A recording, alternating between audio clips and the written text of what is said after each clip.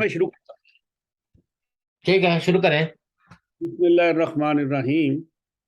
Voice of Jammu Kashmir, میں ہوں مرزا شفیق، آپ کے ساتھ سچ کے ساتھ میرے ساتھ ہیں سردار شوکت علی کشمیری، چیئرمین متحدہ کشمیر پیپلز نیشنل پارٹی۔ میرے دوستوں، ساتھیوں،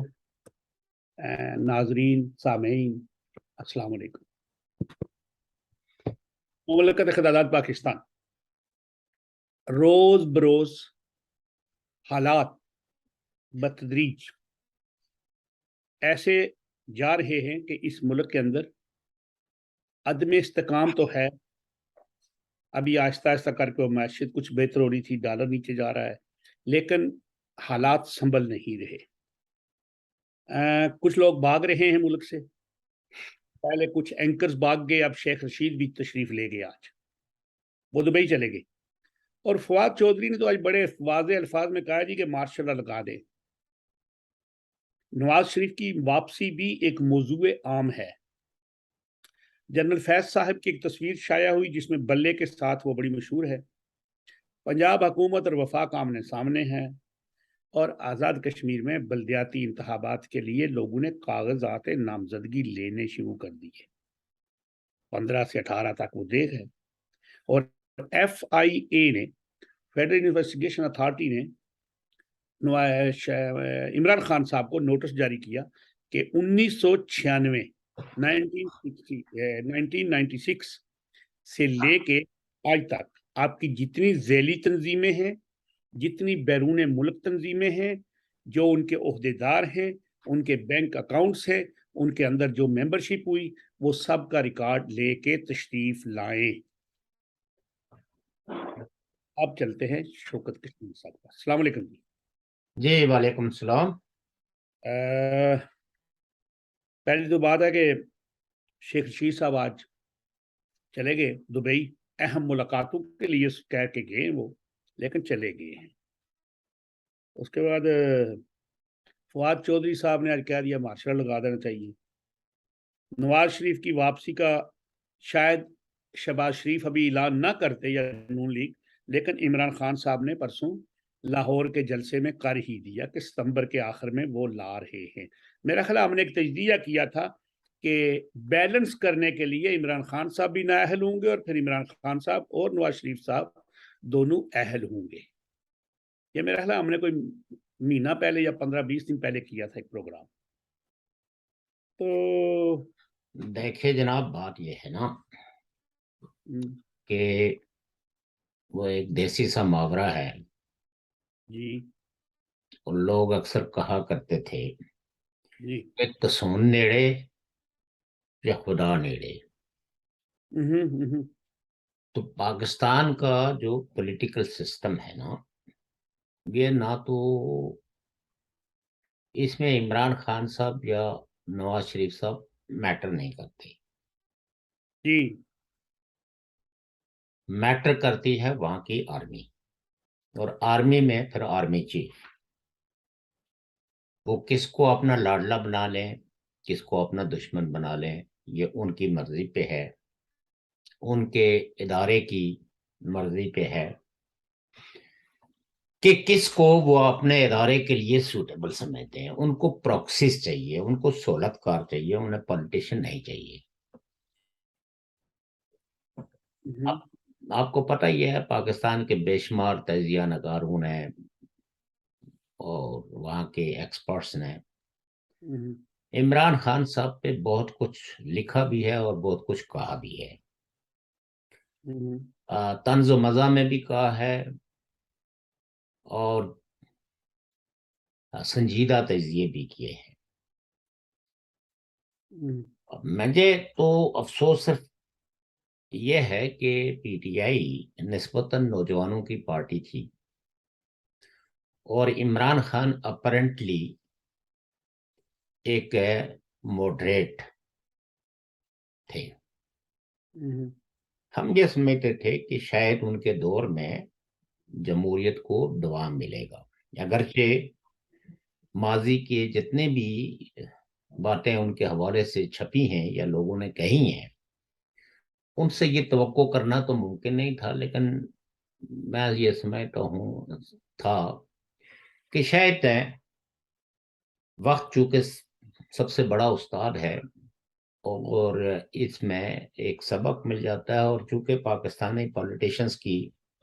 ایک ریت رہی ہے کہ انہوں نے ہمیشہ اپیزمنٹ سے ہی اقتدار کی منزل تک پہنچنے کی کوشش کی ہے، کسی نے بھی عوام کی طاقت پہ یقین رکھ کے صرف عوام سے ہی مخاطب ہو کے پھر صرف عوام سے ہی مینڈیٹ لے کے اقتدار تک نہیں پہنچے، جب تک کہ پاکستان کی اسٹیبلشمنٹ، اور جب میں اسٹیبلشمنٹ کا نام لیتا ہوں تو اس میں یہ جو کور کمانڈرز ہیں اور ان پہ بیٹھا ہوا جو آرمی چیف ہے، اگر وہ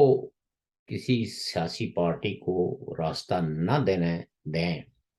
اور اقتدار تک پہنچنے میں ان کی کوئی مدد نہ کریں، تو ان پولیٹیکل پارٹیز میں یہ جوہر موجود نہیں ہے، سیاسی جوہر، جو یہ خود سے یا عوام کی طاقت سے اقتدار حاصل کر لیں۔ ہمارے سامنے کئی ایک مثالیں ہیں۔ ذوالفقار علی بھٹو صاحب اگرچہ بہت پاپولر لیڈر تھے، ان کی پاپولیرٹی کے بارے میں کچھ کہنا یا اس میں سے کوئی نقطہ نکالنا یہ درست بات نہیں ہوگی، لیکن ان کی کتنی ایک جمہوری کریڈینشلز تھی، اس پہ بہت سارے رہنماؤں نے بھی اور سماجیات کے ماہرین نے بھی ان کے رویوں کو انالائز کیا ہے، اور وہ رویے کسی اعتبار سے بھی جمہوریت اور جمہوریوں کو فروغ دینے کے لیے کوئی معمل نہیں تھے، کوئی سپورٹنگ نہیں تھے۔ یہی وجہ ہے کہ جس کانسٹیٹیوشن کو، جس کا کریڈٹ ان کو جاتا ہے، اس کو بنانے کے لیے جس طرح کا انہوں نے کنسنسس بلڈ کیا اور بالآخر وہ کانسٹیٹیوشن بنا، جس کو 1973 کا کانسٹیٹیوشن کہتے ہیں، اس میں جو ہی وہ بن گیا تو اس کے بعد امینڈمنٹیں آنی شروع ہو گئی، اور ایسی امینڈمنٹس جس پہ اس وقت کی اپوزیشن جو ہے وہ سراپا احتجاج رہی، اور پھر انہی کے دور میں دو جمہوری حکومتیں جو بلوچستان میں تھی اور خیبر پختونخوا میں تھی، ان کو اقتدار سے بے دخل کر دیا گیا، اور ان کی قیادتوں کو جو ہے وہ ایک کنسپریسی کے نام سے ان کو جیلوں میں ڈال کے تو ان پہ ایک ٹریبونل قائم کر دیا گیا، جو حیدرآباد میں جی قائم ہوا، اور اس پہ تا وقت ہے کہ پاکستان میں مارشاء اللہ نہیں لگا، اس وقت تک ان رہنماؤں پہ وہ مقدمات چل رہے تھے، اور ذوالفقار علی بھٹو صاحب نے کال کوٹری میں بیٹھ کے تو ان باتوں پہ تو افسوس کیا ہے، شاید آج کئی ایک اور سیاستدان بھی اپنی تنہائیوں میں اپنے دور کے بہت سارے فیصلوں پہ شرمندہ بھی ہو رہے ہوں گے، افسوس بھی کر رہے ہوں گے، اور انہیں یہ پچھتاوا ہوگا کہ ہم نے اس موقع پہ یہ فیصلہ کیوں نہیں کیا، اس موقع پہ یہ سٹینڈ کیوں نہیں لیا۔ لیکن کہتے ہیں کہ لڑائی میں جو مکہ آپ کو یاد نہ رہے اور بعد میں یاد آئے تو بہتر یہ ہے کہ اس کو اپنے منہ پہ ہی مار دیا جائے۔ یہی کچھ حال ہے پاکستان کے سیاستدانوں کا۔ ہمارے خیال میں یہ تھا کہ یہ جو پی ڈی ایم بنی ہے یہ نسبتاً تجربہ کار لوگوں کی بھی ہے، اور انہوں نے کئی گرم سرد اور اسٹیبلشمنٹ کے حربے بھی دیکھے ہیں، تو اگر ان کی حکمرانی آئے گی تو کچھ نہ کچھ ڈیلیبریٹ ہمیں نظر آئے گی، جس سے کہ جمہوریت اور جمہور کا جو موقف ہے، جو وزن ہے، جو قوت ہے، اس میں اضافہ ہوگا۔ لیکن انفارچونیٹلی عمران خان صاحب کو تو انہوں نے مل ملا کے تو اقتدار سے بے دخل کر دیا، کیونکہ جو لوگ لائے تھے، یعنی وہ کون لوگ لائے تھے، یہی فوج لائی تھی، اور اس کے جو آرمی چیف تھے وہ لائے تھے، ان کے لیے اب عمران خان صاحب کی حکمرانی بہت وزنی ہو گئی تھی، اور وہ یہ وزن اٹھانے کے قابل نہیں رہے تھے، اور جو دیگر پولیٹیکل پارٹیز تھی اپوزیشن کی وہ براہ راست ان کو ہی اٹیک کر رہی تھی، عمران خان پہ کم، باوجود اس کے کہ عمران خان نے ان پولیٹیشنز کو اپنی طرف مبذول کرانے کے لیے، ان کی توجہ حاصل کرنے کے لیے ان کے خلاف بہت سخت بیان دیے، لیکن یہ رہنما جب بھی بولتے تھے تو وہ ہمیشہ تانا جو ہے وہ اسٹیبلشمنٹ کو دیتے تھے، اور شاید اس وقت کے کچھ سمجھدار رہنماؤں نے پی ڈی ایم کی قیادت کو باخبر کی بھی کیا تھا کہ آپ عوام کی طاقت پہ یقین کریں، اور کوئی جنرل آ جائے گا، کوئی جنرل چلا جائے گا، عمران خان آئے گا، عمران خان پتہ نہیں کیا کر دے گا، اس سے زیادہ بدترین حالات جو ہے وہ پاکستان کی اپوزیشن پہ کوئی آنے والے نہیں ہیں جو عمران خان کے دور میں آ چکے ہیں، اور آپ نے وہ قرض بھی چکا دیے ہیں جو آپ پہ واجب نہ تھے، لہذا اب آپ اقتدار کی اس کشمکش میں اس دوڑ میں نہ لگیں جس سے کہ وہ جو 3.5 سال کی حکمرانی کا جو بوجھ ہے وہ آپ کو اپنے کندھوں پہ لادنا پڑے، اور اس کی ساری برائیاں جو ہے وہ آپ کو اپنے چہرے پہ ملنی پڑیں۔ لیکن چونکہ اس میں بھی کچھ لوگ ہیں بہت تیزی سے اپنے نام کے ساتھ شاید وزیر اعظم اور کچھ عہدے اور لائقے لگانا چاہتے تھے، تو عمران خان صاحب کو، ٹھیک ہے کہ عمران خان صاحب کا جانا ایک جمہوری عمل کا ایک حصہ ہے، بدقسمتی یہ ہے کہ چونکہ عمران خان صاحب نے جمہوریت تو سیکھی ہی نہیں ہے اور نہ ہی ان کو جمہوریت آتی ہے، وہ تو یہ سمیٹے ہیں، اور بلکہ کئی لوگوں نے بڑے لطیفے گڑے ہوئے ہیں کہ وہ یہ سمیٹے ہیں کہ وہ دنیا کے واحد ایسے سیاستدان ہیں جنہیں دنیا کا سب کچھ پتا ہے، اگر پتہ نہیں چلا ہے تو وہ پاکستان کے لوگوں کو یا پاکستان کی اپوزیشن کو نہیں پتہ چلا۔ امریکہ کے بارے میں بھی وہ دعویٰ کرتے ہیں کہ میں ان کو زیادہ جانتا ہوں آپ کی نسبت، برطانیہ، یورپ، شاید ہی کوئی ایسا شعبہ زندگی ہو جس میں ان کا دعویٰ یہ نہ ہو کہ یہ میں آپ سے زیادہ جانتا ہوں، لیکن جو 3.5 سال انہوں نے حکمرانی کی اس میں وہ زور تو کوئی نظر نہ آیا جس سے کہ کوئی بہتر مستقبل کی کوئی امید بندے، کوئی توقع کر سکے، سوائے دعووں کے،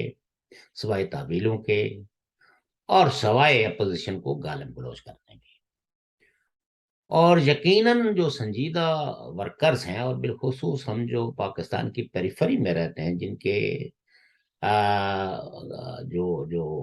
تمام ہی بیسک رائٹس کمپرومائز ہوئے ہیں، کانسٹیٹیوشنل کنسٹینٹ ہیں، اور پاکستان کے مختلف ادوار میں جو ڈریکونینز لا جو ہے وہ تھوپے گئے ہیں،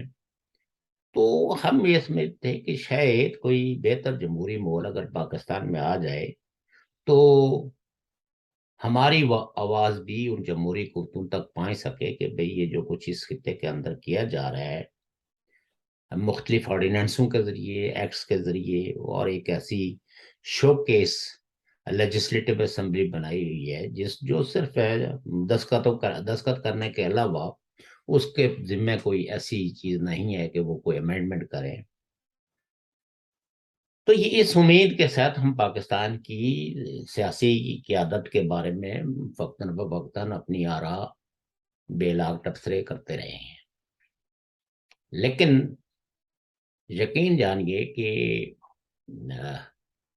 پاکستان کی سیاست میں، پاکستان کی سیاست جس سنجیدگی اور جس گہرائی کا مطالبہ لیے ہوئے ہے وہ اس وقت تک نظر نہیں آئی ہے۔ اب محترم نواز شریف صاحب جائیں گے یا نواز شریف صاحب رہیں گے، آج کل کی بحثیں یہی ہیں، کبھی کہتے ہیں آرمی چیف ملے، کبھی کہتے ہیں نہیں ملے۔ ابھی یہ بھی ایک طرح کا شوشہ ہی ہے۔ آپ مجھے یہ بتائیں کہ شیخ رشید اس ملک میں رہیں تو تب کیا، تو نہ رہیں تو تب کیا؟ اگر ان کو آج بھی گیٹ 4 کی جو ہے نا وہ سپورٹ حاصل نہ ہو تو وہ تو حنیف عباسی کا مقابلہ کرنے کی بھی پوزیشن میں نہیں ہے، بلکہ حنیف عباسی تو شاید نون لیگ کا مقتدر رہنماؤں میں، اس سے بھی اگر کوئی چھوٹا لیڈر ہوگا تو وہ اس کا بھی مقابلہ نہیں کر سکتے۔ نہ ابھی تو تو ابھی مطلب یہ ہے کہ ظاہر ہے پاکستان کی پالیٹکس کی جو اتھل پھتل ہے اس میں تو لوگوں کا باہر اندر آنا جانا یہ لگا رہے گا. اس سے کوئی طوفان نہیں آ جائے گا، چونکہ کوئی کسی یعنی شیخ رشید صاحب کی کوئی کمی وہاں محسوس نہیں کی جائے گی. البتہ آپ یہ کہہ سکتے ہیں کہ وہ جو الیکشن کے فوری مطالبے کا فوری مطالبہ تھا کہ الیکشن فوری طور پر منعقد کیے جائے، عمران خان صاحب کے حالیہ جلسے سے یہ نتیجہ خاص ہوا ہے کہ وہ اپنے اس مطالبے سے پیچھے ہٹ گئے ہیں. اور شاید اس میں کئی ایک تجزیہ نگاروں نے بھی کہا ہے کہ آرمی نے ان کو کوئی سنجیدہ قسم کا میسج بھیجا ہے کہ یہ اتھل پتھل اور یہ ڈسٹیبلائزیشن ہمیں قبول نہیں ہے. لہذا آپ جو دائرے یہاں کے سسٹم نے کھینچے ہوئے ہیں، ان دائروں کے اندر ہی اگر رہتے ہوئے آپ کوئی ایکٹیویٹیز جاری کرتے ہیں تو اس سے کسی کو کوئی اعتراض نہیں ہوگا. باقی الیکشن کمیشن نے فارن فنڈنگ کیس کا فیصلہ کر لیا، نشاندہی بھی کر لی. اب سارا وزن کس پہ ہے؟ وہ موجودہ حکومت پہ ہے کہ وہ ان فائنڈنگز کے نتیجے میں سپریم کورٹ کو کیا سجیسٹ کرتے ہیں، کیونکہ فیصلہ الٹیمیٹلی سرٹیفکیٹ تو سپریم کورٹ نے دینا ہے کہ ان ساری فائنڈنگز کے نتیجے میں سپریم کورٹ عمران خان صاحب کو بری کرتی ہے یا ان کو معمولی غلطیاں سمجھ کے، معصومانہ غلطیاں سمجھ کے معاف کرتی ہے، یا ان کو سویئر اور آپ کو پتہ ہی ہے ignorance of law is no excuse. قانون کو نہ جاننا جو ہے یہ کوئی ایکسکیوز نہیں ہوتا. آپ یہ کہیں کہ مجھے نہیں پتا تھا اور میں نے اس بندے کا مال اٹھا لیا کہ اس کی سزا جو ہے وہ چوری بنتی ہے اور چوری میں ہاتھ بھی کٹتے ہیں، تو یہ ایکسکیوز آپ کا نہیں مانا جائے گا کہ آپ کو پتہ نہیں تھا. یا آپ کسی کو قتل کرتے ہیں تو آپ یہ نہیں کہہ سکتے کہ مجھے یہ نہیں پتا تھا کہ قانون میں تو اس کے بدلے میں مجھے بھی پھانسی ہونی ہے. تو اس لیے یہ ہے کہ حالات پاکستان کے جو ہے وہ بس اب صرف یہ ہے کہ وہی جو پیسہ پائپ لائنز میں آیا ہے، درآمدات اور برآمدات کو آپ کہہ سکتے ہیں کہ بند کر کے تو روپے کی قیمت کو مستحکم کیا جا رہا ہے. تو اس سے تو وہ چونکہ ظاہر ہے وزیر خزانہ جو ہے وہ کافی ایکسپرٹ آدمی ہیں، تو اس سے معیشت کو تو کوئی فائدہ نہیں ہوگا. البتہ جو انہوں نے لون فوری طور پر لوٹانے ہیں تو روپے کی قیمت اگر نیچے آ جائے گی تو وہ چونکہ ایسا ہے نہیں کہ جو ڈالر دیے تھے تو اتنے ہی ڈالر جو ہے نا، بلکہ ڈالرز کی قیمت ہمیشہ جب آپ لون ریٹرن کرتے ہیں تو آپ کو وہ لون جو ہے وہ اس وقت روپے کی قیمت میں کہ ڈالر، تو نتیجہ یہ ہے کہ وہ بہت زیادہ قرضے بنتے تھے. تو شاید ان کی یہ کوشش ہے کہ یہ ساری پابندیاں لگا کے تو روپے کی قیمت کو اس حد تک لے آئیں کہ جو لون لوٹانے ہیں اس میں ان کو کافی حد تک رعایت مل جائے روپے کی استقامت کی شکل میں، اور شاید کچھ پیسہ ان کو بچ بھی جائے. لیکن اگر ڈالر کی جو آج کی قیمت ہے یہی قیمت رہتی ہے تو پھر بھی ان کو بہت زیادہ پیسے پے کرنے پڑیں گے ایکسٹرا. جو قرضے انہوں نے لیے تھے وہ اگر وہ ڈالر جتنے ڈالر فرض کریں کہ اگر ہم $100 کسی سے ادھار لیتے ہیں اسے 10 سال پہلے، تو ایسا نہیں ہے کہ 10 سال کی ڈالر کی جو اس وقت روپے میں قیمت تھی تو وہی آج لوٹانی ہے، بلکہ آج ڈالرز کو ہم نے آج کی قیمت کے حساب سے ادا کرنا ہے کہ آج آپ کی مارکیٹ میں ڈالر کی کیا قیمت ہے. تو اینی ہو ابھی حالات جو ہے وہ کوئی بہتر کی طرف جاتے ہوئے نظر نہیں آ رہے ہیں. آرمی چیف بھی ادھر بیٹھے ہوئے ہیں برطانیہ میں، میزبانی ان کی جو ہے وہ شاہی خاندان کر رہا ہے تو اس سے لطف اندوز ہو رہے ہیں. کچھ میڈل شیڈل بھی انہوں نے لیے ہیں. تو لیکن یہ ہے کہ پاکستان کی سیاست میں ابھی تک جو کھچاؤ تناؤ موجود ہے اور وہ اس حد تک شدید ہے کہ آپ دیکھیں کہ 2 صوبے مکمل طور پر جو ہے وہ مرکز کے کسی احکام کو کسی حکم کو ماننے کے لیے تیار نہیں ہے، بلکہ آپ یہ کہہ سکتے ہیں کہ فیڈرل منسٹرز جو ہے وہ پنجاب صوبے کے اندر داخل نہیں ہو سکتے. تو یہ ایک لڑائی جو سیدھی سیدھی نظر آ رہی ہے کہ اگر فیڈرل منسٹر جو ہے وہ پاکستان کے اندر آپریٹ ہی نہیں کر سکتے اور وہ آ کے اسلام آباد ہے میں ہی پناہ لیے ہوئے ہیں، تو اس سے نظام کیسے چلے گا؟ آرمی چیف کی بے شک واہ واہ ہو، ان کی زندہ باد کے نعرے جو ہے وہ مسجد نبی میں بھی لگے ہیں، لوگ سیلفیاں بنائیں، لیکن ملک کے پاکستان کی جو صورتحال ہے اس صورتحال میں آپ یہ دیکھیں کہ آپ کے ملک کا پرائم منسٹر خیبر پختونخوا میں نہیں جا سکتا، آپ کا پرائم منسٹر جو ہے وہ پنجاب میں نہیں جا سکتا، لاہور نہیں جا سکتا، سوائے اس کے کہ جہاں کہیں اپوزیشن کی پارٹیاں ہیں، لائک سندھ میں اگر جائیں تو ان کو ویلکم کیا جائے گا، یا بلوچستان میں جائیں چونکہ وہاں کی حکومتیں جو ہے وہ ہمیشہ مرکز کی قریب رہتی ہیں۔ باقی کسی یہ جو پنجاب پاکستان کا سب سے بڑا صوبہ ہے آبادی کے لحاظ سے، اس میں آپ یہ دیکھیں کہ آپ کے 3 منسٹرز کے خلاف انہوں نے وارنٹ جاری کیے ہوئے ہیں، ان کے گھروں پہ جو ہے وہ جا کے نوٹسز آویزاں کر دیے گئے ہیں، اور یہ لوگ جو ہے وہ ہائی کورٹ تک بھی اپروچ نہیں کر پاتے کہ بھئی ہمیں نہ گرفتار۔ آج انہوں نے کر لی ہے جی ہائی کورٹ میں، کون آج سے ضمانت ہو کون سے ہائی کورٹ میں؟ اسلام آباد ہائی کورٹ سے اسلام آباد ہائی کورٹ کی جو جورسڈکشن ہے وہ اسلام آباد کی حد تک کی ہے نا، پنجاب میں افاسی ضمانت دے سکتے ہیں جی، دے دی ہے۔ شاید اگر دے دی ہو تو اگر یہ جائیں تو، اور پھر یہ ہے کہ آپ دیکھیں کہ کوئی تقریباً 300 کے 350 کے قریب ایس ایچ اوز کو سسپینڈ کر دیا گیا ہے۔ تو ایک اپسٹنس آپ کہیں کسی بھی ادارے کو لے لیں، اس میں آپ کو کوئی استحکام نظر نہیں آئے گا۔ کوئی چیف سیکرٹری جو ہے اس کو یہ نہیں پتا ہے کہ میں نے کل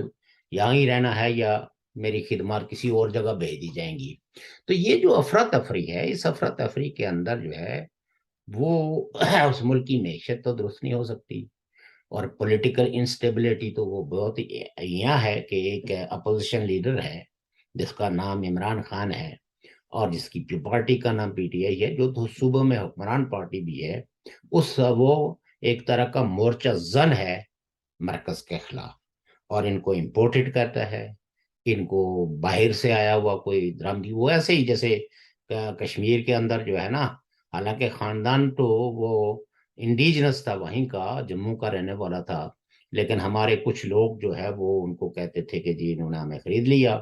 یا وہ کوئٹ کشمیر موومنٹ چلا دی، جیسے یہ کوئی باہر سے آئے ہوئے ہیں تو ان کو ہم نے دھکیلنا ہے۔ تو یعنی ہم ہمیشہ جو لقمے ہیں وہ باہر سے لیتے ہیں۔ انڈین نیشنل کانگریس نے جو ہے وہ کوئٹ انڈیا موومنٹ، وہ تو انگریزوں کے خلاف چاہ رہے تھے، لیکن کوئی جو ہے نا نیشنل کانفرنس کے لیڈروں سے پوچھے کہ اس کی جسٹیفیکیشن، کوئٹ کشمیر موومنٹ کی جسٹیفیکیشن ریاست جموں کشمیر کے اندر اس کی کیا جسٹیفیکیشن ہے؟ مہاراجہ تو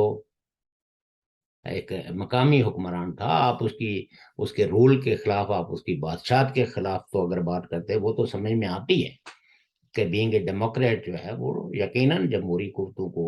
ان کو اگر آپ ان کو سٹیپ ڈاؤن کے لیے بھی کہتے ہیں، یہ بات بھی تم ماننے کے قابل ہے، لیکن جب آپ یہ کہیں کہ آپ یہاں سے نکل جائے، کوئٹ کا مطلب ہوتا ہے کہ چھوڑ دو اس ریاست جموں کشمیر کو، محض اقتدار نہیں بلکہ یہاں سے نکل جاؤ۔ تو اینی ہو، ابھی آپ دیکھیے کہ گلگت بلتستان میں بھی بالکل وہی ریپلیکا جو انہوں نے 15ویں آئینی ترمیم کے ذریعے آزاد کشمیر کو وہ کیا ہے، بالکل وہی آج میرے ایک دوست نے جو ہے، ایک وکیل ہے، انہوں نے بھیجی ہے۔ میں جسٹ اگر آپ کے پاس مجھے اجازت دیں تو میں 2-3 شکیں ہی پڑھ کے آپ کو سنا دوں۔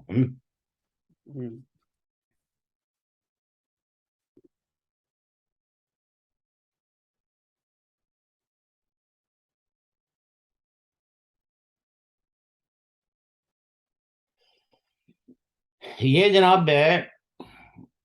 جو آرڈیننس جاری کیا ہے انہوں نے، تو اس کا یہ جی بی کے حوالے سے ہے، جس کا پارٹ 1 آرٹیکل 5 ہے، گلگت بلتستان کے تمام شہریوں پہ، وہ جہاں بھی رہتے ہوں، اس آرڈیننس کا اطلاق ہوگا۔ جو ہے گلگت بلتستان سے باہر دیگر ممالک میں رہنے والے گلگت بلتستان کے باشندوں کو اس آئین کے تحت ملک دشمن تخریب کار قرار دیا جا سکے گا۔ पार्ट सेकंड आर्टिकल 3, फौज, पुलिस और एजेंसियों पर इस ऑर्डिनेंस का इतलाक नहीं होगा। पार्ट 2 आर्टिकल 9, मखसूस कवानीन के तहत गिरफ्तार किए गए अफराद को अदालत में पेश किए जाने या कानूनी मामलत के हुकूक हासिल नहीं होंगे। पाकिस्तान या पाकिस्तान के किसी हिस्से की सालमियत, तहफ़्फ़ुज़, दफा, पाकिस्तान के खारजा अमूर, अमन अम्मा, रस्ल और रसाइल के अमूर से मुतल्लक मामलात में गिरफ्तार किए गए अफराद को 3 माह तक मुसलसल हब्स बेजा में रखा जाएगा और हर 3 माह बाद इस हब्स बेजा में मजीद 3 माह की तोसी की जा सकेगी और यह सिलसिला गैर कानूनी मुद्दत तक चलता रहेगा। मखसूस हालात में गिरफ्तार किए गए अफराद को अगर मजाज हुक्काम चाहें तो बगैर फर्द जुर्म आयद किए गिरफ्तार रख सकेंगे। मजाज हुक्काम मखसूस हालात में गिरफ्तार किए गए अफराद के बारे में मालूमात छुपाने का अख्तियार भी रखते हैं। किसी भी शख्स को दुश्मन का एजेंट या मुल्क दुश्मन करार देकर गैर मायना मुद्दत तक गायब रखा जा सकेगा। मुल्क दुश्मन करार दिए गए अफराद को कोई कानूनी तहफ़्फ़ुज़ हासिल नहीं होगा। इसी आर्टिकल के यानी पार्ट 2 के आर्टिकल 15, 16 और 17 में नक्ल हरकत की आज़ादी, इज्तिमा की आज़ादी, तंजीम साजी की आज़ादी सिर्फ उन लोगों को हासिल होगी जिन्हें रियासत ये एजाज देगी। ये चूंकि बहुत सारे मतलब ये कि आर्टिकल्स हैं, इसमें 25, 26, 27, 28 हैं, हत्ता कि यहां तक भी ये लिखा हुआ है कि किसी भी लोकल शख्स की जमीन को बगैर किसी नोटिस के सरकार उसको ले सकेगी और उस शख्स को कोर्ट ऑफ लॉ, किसी भी कोर्ट ऑफ लॉ में इस फैसले के खिलाफ अपील करने का हक हासिल नहीं होगा, वो कोर्ट को भी अप्रोच नहीं कर सकेगा। और ये आप कह सकते हैं कि 21वीं सदी में एक खिता जिसका नाम है गिलगित बल्तिस्तान, जहां तकरीबन 20-25 लाख लोग रहते हैं, जो रियासत जम्मू कश्मीर का एक तारीखी हिस्सा है, उस हिस्से के लोगों पे इस तरह के कवानीन का इतलाक किया गया है कि जो आज अगर कहीं कोई बदतरीन कॉलोनी भी है तो उसमें भी इस तरह के कवानीन जो है वो एग्जिस्ट नहीं करते। और बिल्कुल इसी तरह की सिचुएशन अब आज़ाद कश्मीर के अंदर भी है। वहां भी आप देखिए कि सुप्रीम वो कोर्ट के ऑर्डर पे बल्दियाती इलेक्शन का एक शेड्यूल ऐलान किया गया और फिर उसको मुलतवी कर दिया गया और एक ऐसा कन्फ्यूजन और क्यास पैदा किया गया कि बल्दियाती इलेक्शन होंगे या नहीं होंगे। और वो जो असेंबली मेंबरान्स थे, आप ये देखिए कि वो क्या दावे करते थे और उन्होंने उस को एक रेजोल्यूशन की शक्ल में सभी लोगों ने दस्तखत करके तो वापस पाकिस्तान को भेज दिया गया कि हमसे डिले होने की अगर कोई गुस्ताखी हुई हो तो इसकी हम माफी भी चाहते हैं। साथ में उन्होंने माफीनामा भी भेजा है डिले का। और वो जो गाने गाते थे उसमें, वो अभी तक उसी असेंबली में बैठे हुए और उसी तनख्वाह पे नौकरी कर रहे हैं। वो जो फारूक हैदर जो है वो जाके पब्लिक में कहते थे कि ये कुछ तो हमारी लाशों से होगा, वो लाशें उसी तरह जिंदा सलामत हैं और उन्होंने उन्हीं लाशों ने जो है ना वो रेजोल्यूशन की शक्ल में पेश करके, तो आप ये कह सकते हैं कि आज़ाद कश्मीर और गिलगित बल्तिस्तान इस वक्त की पूरी दुनिया की जो मारूफ तारीख है और 20वीं सदी में भी इस तरह के कवानीन मौजूद नहीं थे। और मैं ये चैलेंज करता हूँ ऑन रिकॉर्ड कि इस तरह के कवानीन जहाँ इतने फंडामेंटल राइट्स भी लोगों के कॉम्प्रोमाइज हो गए हैं कि पूरे तरीके से लोगों को किसी किस्म का कोई कानूनी तहफ़्फ़ुज़ हासिल नहीं है। आप किसी को भी पकड़ के कहीं भी गायब कर दें और उसको किसी कोर्ट ऑफ लॉ में चैलेंज भी नहीं किया जा सकता। इससे बदतर शक्ल शायद ही किसी दौर में कश्मीरियों ने देखी हो। तो मैं ये समझता हूँ कि आर पार की जो क़यादतें हैं, चाहे वो जम्मू की क़यादत है, चाहे वो वैली की क़यादत है या रियासत जम्मू कश्मीर के जिनको रहनुमा होने के दावेदार हैं, वो इस सूरत हाल में आज़ाद कश्मीर के इस गरीब कमज़ोर खित्ते के लोगों के साथ इज़हार यकजहती के लिए इनके हक में आवाज़ बुलंद करें और हम एक لیٹر بھی لکھ رہے ہیں اپنی ساری قیادت کو بشمول جو آر پار کی سو کالڈ لیڈرانس ہیں کہ وہ اس میں ہمیں پتہ چلے گا. اور کچھ لوگوں کو تو احساس ہو گیا ہوگا کہ پاکستان نے جو کچھ کیا ہے اس پہ کوئی سری نگر میں کوئی مظاہرہ نہیں ہوا, کوئی کسی نے جو ہے اس پہ دکھ کا اظہار بھی نہیں کیا, اور پاکستان کے اس طرح کے ڈریکونین لاز کو امپوز کرنے پہ کسی نے مذمت کا بیان بھی جاری نہیں کیا ہے. تو یہ ساری اور یہ کہ ان کو پتہ نہیں چل سکا, یہ تو میں نہیں سمجھ سکتا کہ جو ہے وہ کسی کو پتہ نہیں چلا ہوگا. ساری دنیا کو پتہ ہے تو ہمارے لوگوں کو کیوں نہیں پتہ چلا. اور انفارچونیٹ ہے کہ اس وقت تک میں نے کوئی ایسی آواز کسی بھی رہنما کی نہیں سنی, چاہے وہ جموں سے تعلق رکھتے ہیں, چاہے وہ لداخ سے, چاہے وہ ویلی سے تعلق رکھتے ہیں, وہ مسلمان ہے یا نان مسلم ہے, جو بھی اسٹیٹ سبجیکٹ, جو بھی اس ریاست جموں کشمیر کو اپنے مادر وطن اور یہاں بسنے والے لوگوں کو اپنی قوم کا حصہ جانتے ہیں, انہیں اس پر یقیناً احتجاج کرنا چاہیے اور اپنی ریاست کے باشندوں کا والی وارث بننے کے لیے ان کی بھاری برکم آواز کی آزاد کشمیر اور گلگت بلتستان کے مظلوم لوگوں کی اس وقت بہت زیادہ ضرورت ہے. اچھا, اس کا مطلب یہ ہے کہ محترم ناظرین و سامعین, شوکت صاحب کی باتیں آپ نے سنی. شوکت صاحب نے تو وہی کہہ رہے ہیں جو ہے, لیکن مجھے ایک بڑا کسی نے ایک میسج بھیجا, لکھا 75 سال ہو گئے ہیں چلتے چلتے, ابھی تک پاکستان نہیں ملا. 75 سال ہو گئے ہیں چلتے چلتے اور ابھی تک پاکستان نہیں ملا. تو میں سمجھتا ہوں کہ یہ بالکل صحیح ہے.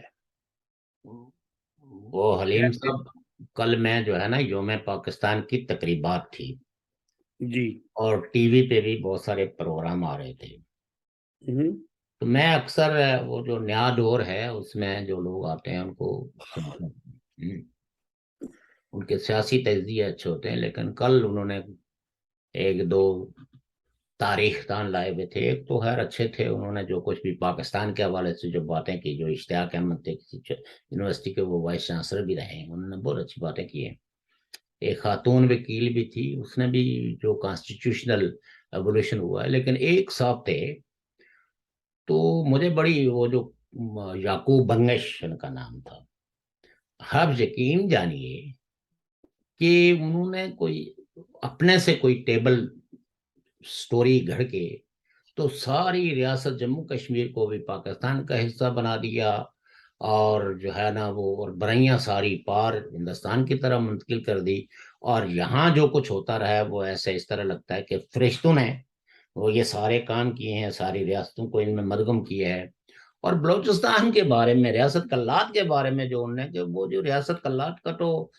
والی جو تھے وہ تقریباً وہ 80%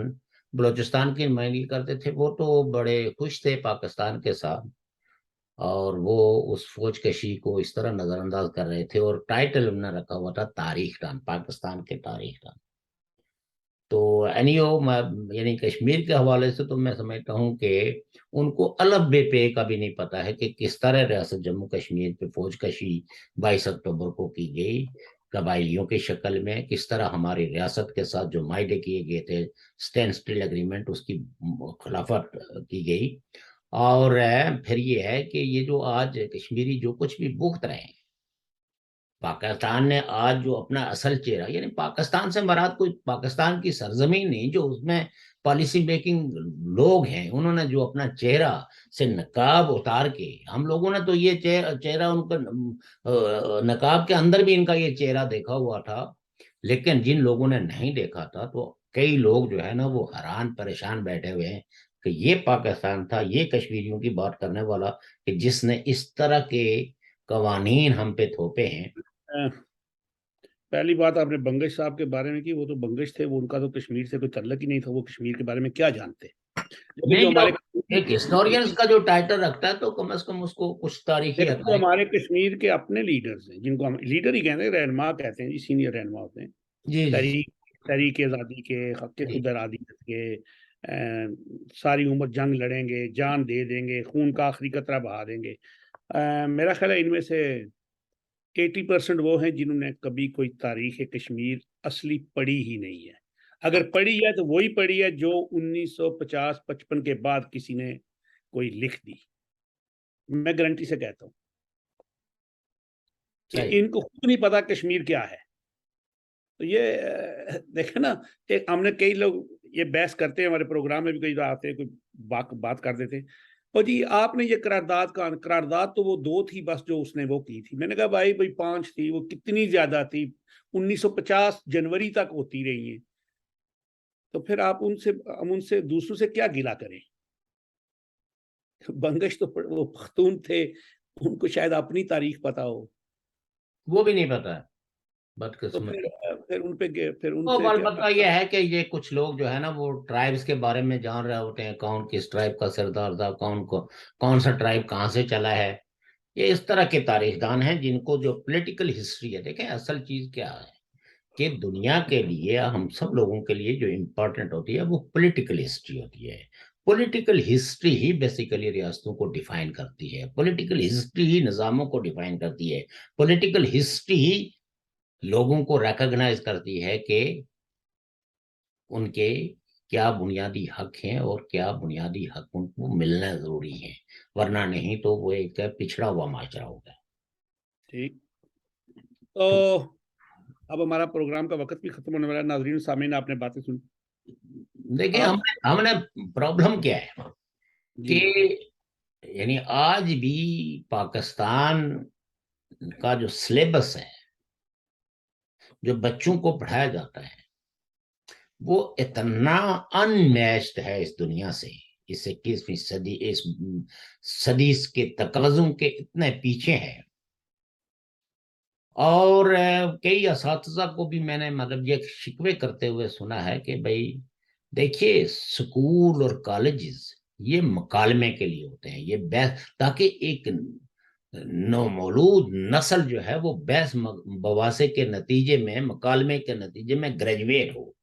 جب آپ اس کو کمپیریٹیو سٹڈی نہیں دیں گے، جب اس کے پاس جو ہے وہ دوسرے خیالات ہی نہیں آئیں گے، اور ایک آپ پیٹ قسم کا ایک ریاست تشکیل دے کے ایک ایسا کورس بھیج دے گی جس میں کہ ورلڈ ویو کوئی ہو ہی نہ، تو یہ ایک ڈربے میں لوگوں کو بند کر کے، تو وہ جس طرح فارمنگ چوزے پیدا کیے جاتے ہیں، اسی طرح ہماری یونیورسٹیوں اور کالجز کے اندر چوزے پیدا کیے جا رہے ہیں جو مائنڈ لیس ہیں، اور ان کا اس میں کوئی قصور نہیں ہے. قصور اس ملک کے پالیسی سازوں کا ہے کہ جو مکالمے پر پابندی لگا رہے ہیں، ماں بولیوں پر دنیا جو ہے وہ کلچر کے تحفظ کے لیے اقدامات کرتی ہے. مقامی زبانیں جو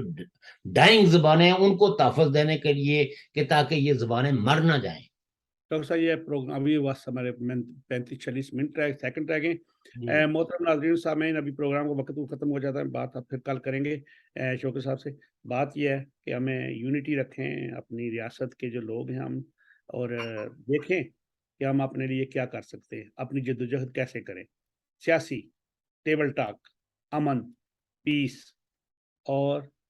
ہر قسم کی انتہا پسندی سے دور رہ.